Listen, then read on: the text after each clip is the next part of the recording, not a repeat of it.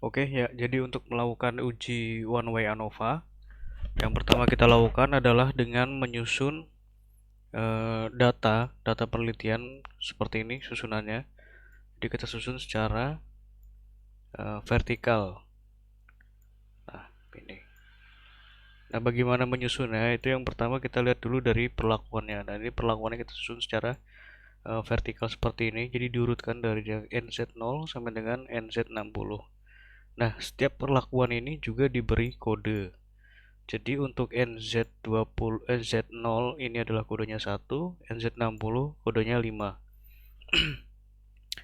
Nah, kode ini nanti digunakan di dalam SPSS.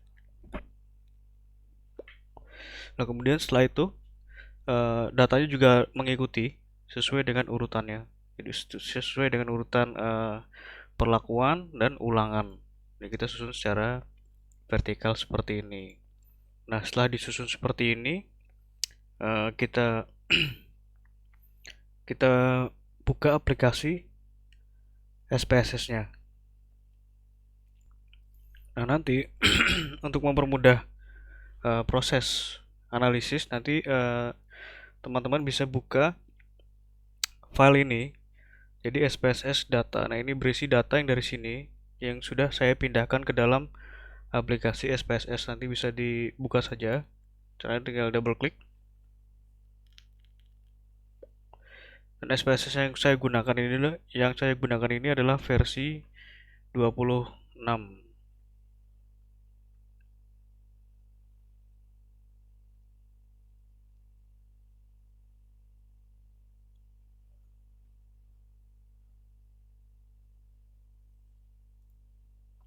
Ya, ini adalah datanya. Nah, ini adalah urutannya seperti ini. Nah, kalau misalkan ini yang digunakan ini adalah kodenya. Kita lihat di bagian ini. Nah,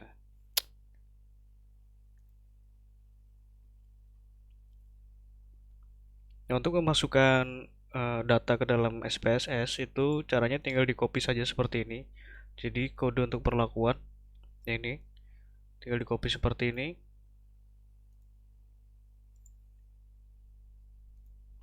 Lalu bisa kita pastekan seperti biasa. Oh, sorry. Jadi ini kita ulang dulu. Jadi ini untuk ulangan ini tidak disertakan. Jadi yang digunakan adalah kode perlakuannya saja. Seperti ini.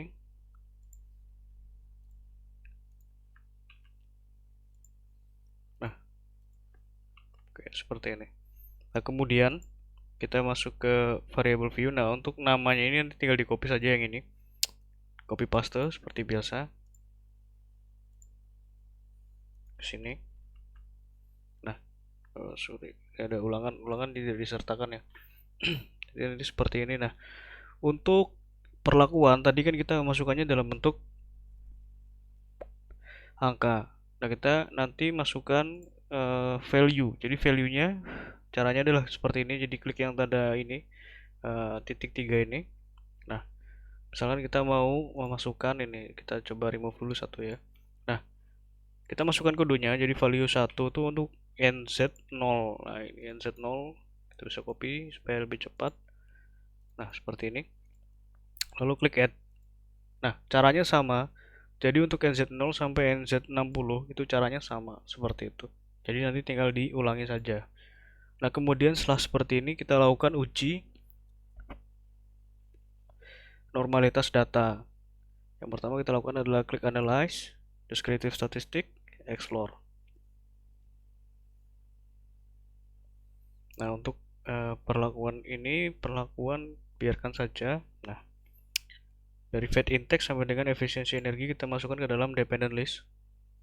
Seperti ini. Statistik.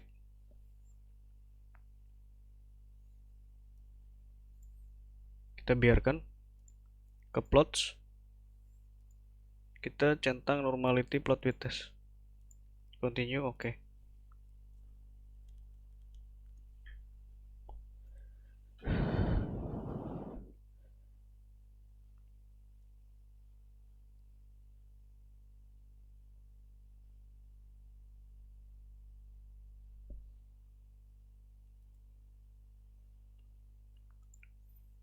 Nah, ini adalah hasil uji normalitas datanya. Nah, kita bisa lihat di sini. Ada dua, yaitu Kolmogorov-Smirnov dan Shapiro-Wilk.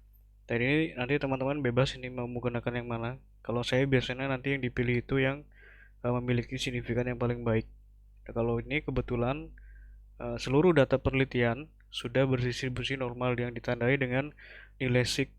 Misalnya ini uji Kolmogorov-Smirnov, ini signya sudah di atas 0,05.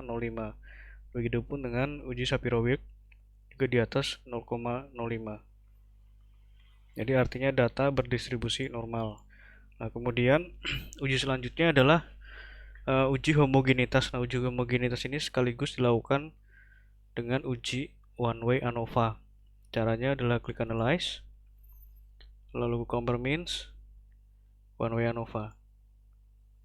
Nah, kita masukkan perlakuan ini ke dalam faktor, lalu fed intake ke dalam dependent list. Lalu klik post hoc.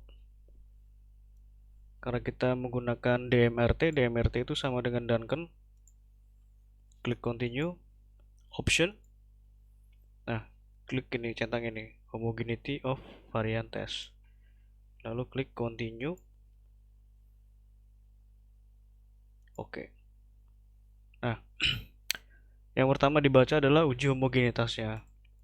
Jadi kita bisa lihat di sini fed intake based on mean. Nilai signifikasinya adalah 0,623 yang artinya menandakan bahwa data ini homogen. Jadi kalau di bawah ini berarti datanya heterogen. Nah, kemudian kita juga lihat uji one way ANOVA-nya. Untuk fed intake, nilai signifikasinya adalah 0,17. Lebih kecil dari 0,05. Artinya di sini adalah terdapat perbedaan yang signifikan antara perlakuan, yaitu perlakuan NZ ini dari 0 sampai dengan 60 terhadap fed intake. Nah, untuk ANOVA ini sendiri hanya bisa melihat sampai batas itu. Nah, untuk mengetahui perbedaan yang lebih lanjut, maka kita lihat di sini adalah uji Duncan atau DMRT. Nah, kita bisa lihat di sini untuk uji Duncan nanti dilihat ini ada subsetnya, jadi subset 1, subset 2. Nah, untuk uji Duncan ini sudah disusun secara otomatis, jadi nilai yang terkecil itu adalah yang di atas, nilai yang terbesar adalah yang di bawah. Nah, seperti ini. Nah, kita bisa lihat di sini bahwa nilai NZ30 ini memiliki subset 2 atau subset B di sini. Dan untuk 1 sampai dengan untuk NZ15 sampai dengan NZ0 ini adalah dalam satu subset yang sama. Artinya dari NZ15 sampai dengan NZ0 ini tidak memiliki perbedaan yang signifikan, namun berbeda signifikan dengan NZ30 karena nilainya ini adalah yang paling besar. Nah, setelah seperti itu kita tinggal ulangi saja prosesnya seperti tadi, compare means, one way ANOVA, fed intake kita geser, kita masukkan PBB seperti ini, lalu klik OK. Nah, seperti ini. Lalu untuk selanjutnya juga sama, PBB kita pindahkan, kita masukkan konsumsi protein seperti ini. Nah, prosesnya terus seperti itu sampai dengan ke variabel terakhir.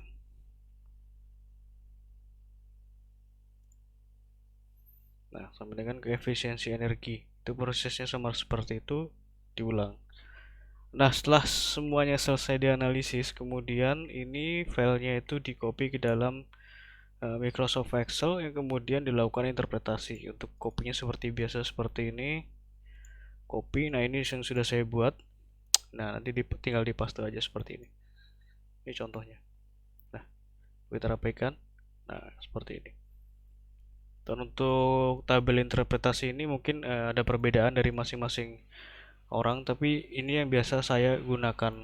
Jadi nanti kalau misalkan ini ada punya format tabel sendiri, nanti bisa disesuaikan. Nah, seperti itu untuk uji. Nah, ini adalah untuk uji one way ANOVA dan uji Duncan atau DMRT. Nah, untuk Duncan atau DMRT ini yang dilakukan uji lanjut adalah perhitungan ANOVA yang signifikan. Jadi yang tidak signifikan itu tidak usah dilakukan uji DMRT. Tapi ada juga beberapa dosen yang walaupun tidak signifikan juga tetap dilampirkan uji Duncan-nya. Makanya di sini saya buat walaupun ini tidak signifikan tapi ada uji Duncan. Jadi seperti itu, nanti dari sini bisa dipindahkan ke dalam Microsoft Word, kemudian ditambahkan kata-kata atau keterangan untuk memperjelas hasil yang ada di tabel. Oke, sekian untuk uji ANOVA, One Way ANOVA. Sekian, terima kasih.